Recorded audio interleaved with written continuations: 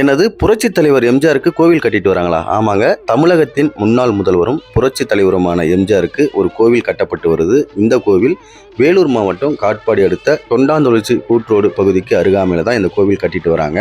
இந்த கோவிலை டி.ஆர். முரளி என்பவர் கட்டிட்டு வராரு. இவர் 1984 காலகட்டத்தில் காட்பாடி தொகுதி அதிமுக சட்டமன்ற உறுப்பினராக இருந்த கோ. ரகுபதி என்பவருடைய மகன். இவர் இந்த கோவிலை கட்டுறதை பற்றி என்ன சொல்கிறாருன்னா, எனக்கு சின்ன வயசுலேருந்தே எம்ஜிஆருக்கு கோவில் கட்டணும் அப்படின்ற ஒரு கனவு இருந்தது. அந்த கனவு இப்போ தான் நிறைவேறியிருக்கு. இந்த கோவிலை ஸ்ரீ ராமச்சந்திர அறக்கட்டளை சார்பாக எங்கள் நண்பர்கள் இணைஞ்சு சுமார் 3 கோடி செலவில் இந்த கோவிலை கட்டிட்டு வரதா அவர் சொல்லியிருக்காரு. அது மட்டும் இல்லாமல் இந்த கோவில் உள்ள 5 அடி உயரத்துக்கு 50 நாளான எம்ஜிஆர் சிலையை வைக்க போகிறதாகவும் சொல்லியிருக்காரு.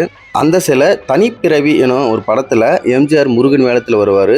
அந்த காட்சியில் எப்படி இருக்காரோ அதே போல் சிலையை தான் நாங்கள் வடிவமைச்சிருக்கிறோம் அப்படின்னு தெரிவிச்சிருக்காரு.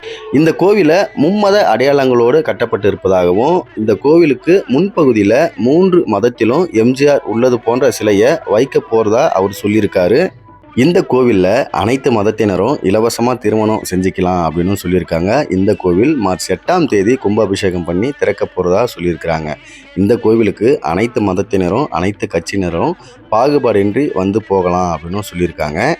அது மட்டும் இல்லாமல் எம்ஜிஆர் நடித்த சினிமா பாடல்களை தொகுத்து திருக்குறள் வடிவமைச்சு அதை 48 நாள் மண்டல பூஜைக்கு பிறகு வெளியிட போகிறதா அவங்க தெரிவிச்சிருக்காங்க.